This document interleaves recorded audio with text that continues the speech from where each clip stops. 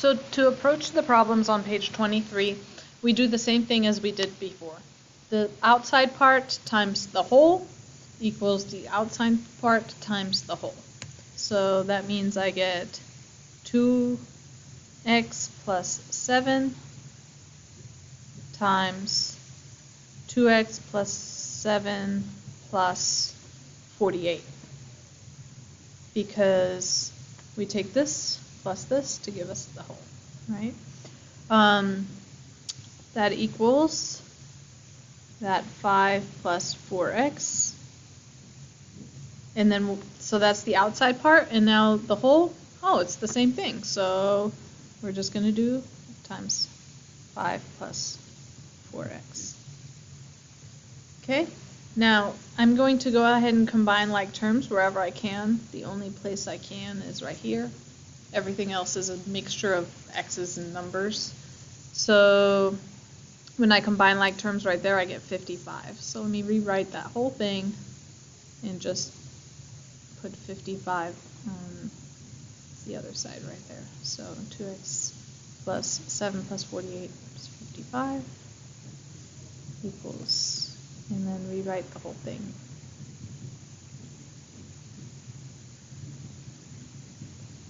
All right, next, in order to distribute here, I'm going to take my first term and multiply it by the other first term. So I get 2x times 2x. Then I'm going to take this first term and multiply it by the other term over here, the one that we did not multiply it yet. So 2x times 55. Now I'm going to take my second term, the 7, and multiply it by the first term on the other side, so 7 times 2x. And then I'm going to take that 7 and multiply it by the second term on the other side. So plus 7 times 55. And I'm going to do the same thing on the other side. So I get first term times first term. Then I get first term times second term. Then I get second term by the first term here. So 4x times 5. And then I get second term by the second term on the other one. Okay. Now I have to simplify all of that. 2 times 2 is 4, and then we have the x times the x squared. 2 times 55 is 110, and then I have just 1x. 7 times 2 is 14, and I just have that 1x. 7 times 55 is 385. 5 times 5 is 25. 5 times 4 is 20, and I just have that 1x. 5 times 4 again is 20, and I just have that 1x. And now 4 times 4 is 16, and now I have x times x, so that's x squared. Now I have to take everything and combine like terms to simplify.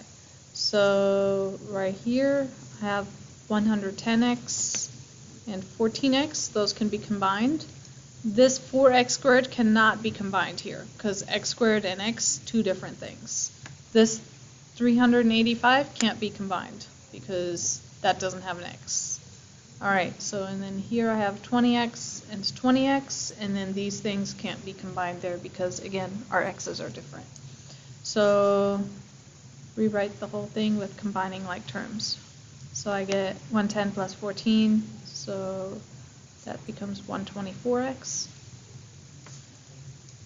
plus 385 equals, I still have just the 25, 20 plus 20 is 40x, because I have the x and x, and then I still have 16x squared. So now what I'm going to do is I'm moving everything just to one side of the equal sign. I'm going to choose to move everything over here. Doesn't really matter which side you choose. So move everything over. So To move this 25 to this side of the equal sign, I have to subtract 25. To move this 40x to this side of this equal sign, subtract 40x. And to move the 16x squared to this side of the equal sign, subtract 16x squared. Okay, I paired them up with where they go. So the term that's in front of the x squared is matched with the other one that's in front of the x squared. The one that has just the x is matched with the other one with just the x. And the ones that are just the regular numbers without anything are matched as well. Subtract everything. So I get negative 12x squared plus 84x plus 360 equals, we don't have anything here anymore, so equals 0. All right, now I need to factor. But before I start factoring, I have to ask myself, is there a way that I can simplify this? Well, let's see. Does this negative 12, can that be evenly divided into everything here? Yes, it can. So I'm going to go ahead and divide all of this by a negative 12. So then I get x squared minus 7x. And 360 divided by negative 12, I get negative 30 equals 0. This will make factoring a lot easier since we no longer have something in front of that x in the front, x squared in the front. So when I factor, I have to ask myself, what two numbers multiply give me negative 30? Well, I'm going to go ask myself for positive 30, and then I'm going to put the negative sign where it makes sense later. So for positive 30, I just get 30 times 1, or 2 times 15, or 5 times 6. Now, I want to narrow this down just a little bit. I also get 10 times 3. I want to narrow it down, and the way I narrow it down is now, which two numbers added together give me this negative 7. All right, now remember, here I just said, oh, 2 times multiplied give me 30, but really I need a negative 30. So one of these terms is going to have a negative number to them. Let's see, to get a negative 7, is there any way I can add this to get negative 7? No. What about here? 2 and 15? Is there any combination that I can add those to get negative 7? No. 5 and 6? No. All right, 10 and 3. If this 10 is a negative and that 3 is a positive, then yes, that gives me a negative 7. Why did I just make this 10 negative? Well, because the two numbers multiplied we knew gave us a negative number, so therefore one of the two had to be negative. Why did I choose 10 to make 10 negative? Because if I have a negative 10 plus 3, then I get a negative 7. If I made the other one negative instead, I would have a positive 10 minus 3. That would give me a positive 7. I don't want a positive 7. I want them added together to equal this negative 7. So anyway, so I have negative 10 and 3. So I'm going to say x minus 10 times x plus 3 is equal to 0. All right. So these are this is going to give me my two solutions for this problem, okay? Some number minus 10 multiplied by some other number plus 3 equals 0. Well, if this is equal to 0, this whole thing right here, then 0 times this whole bracket here equals 0, because a number times 0 is always equal to 0. So if this one becomes 0, then x would have to equal positive 10 for this to be 0, because 10 minus 10 equals 0. If this side, on the other hand, were to equal 0, then x here would have to equal a negative 3, because negative 3 plus a positive 3 equals 0, so that's another possible solution there. So which one of these solutions is actually real for our particular problem? Well, I have to go back to this equation right here and see, do any of these terms right here give me a negative value for the measure of one of our lengths? If something has a negative length measure, that doesn't exist in real life, right? In real life, something always, like the measure of something is going to be positive. So if I plug the -3 in right here, then this would mean it has a negative length. So -3 is not one of our solutions, which means we can just have x is equal to 10. Okay, so at this point, pause your video and set up the next problem. Okay, and then check back to see that you did your setup correctly. So the setup you should have had is 8 times 8 plus 6, because part times the whole, equals x plus 2 times x plus 2 plus x plus 4, so that we have the part times the whole. Okay, pause your video again and work the problem, and then check back to see that you have the correct solution. So then you're combining like terms here. 8 plus 6 equals 14, so this becomes 8 times 14. There's nothing to do here, and over here you have your x and your x combined to give you 2x, and your 2 and your 4 combined to give you 6. All right, now you got to multiply everything out. So 8 times 14, I get 112.